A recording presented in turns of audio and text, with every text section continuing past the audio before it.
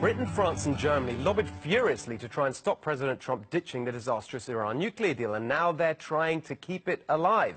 Of course, they dress it up as high principle, but the truth is that for them, it's about more money for their big business cronies. Yes, the swamp is truly global. Britain has pushed numerous business interests in Iran since the Obama deal lifted sanctions, including their telecoms company Vodafone partnering with Iranian internet firm Hiweb to help modernize its network. And in 2017, British officials agreed to a $720 million deal to create a solar energy park in Iran with investors from Asia, Europe and the Middle East. Germany is even more swampy. After sanctions were lifted, car maker Volkswagen reached an agreement with Iran's Mahmut Khodro to sell 2 of their models there. And German manufacturing giant Siemens signed a contract worth at least 1.5 billion euros to build rail coaches and upgrade train tracks in Iran. But here's the swampiest German, and this is truly shocking. One of the biggest impacts of new sanctions would be on energy, and Russia in particular. Giant Russian state oil and gas companies, Rosneft and Gazprom, both have interests in Iran. Guess who is now head of the executive board at Rosneft and also chairman of the board of directors at Nord Stream 2, a subsidiary of Gazprom?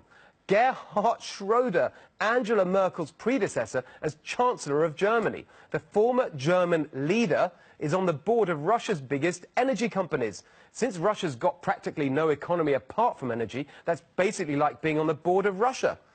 And the elites accuse Donald Trump of collusion. But perhaps the country deepest in the Iran swamp is France.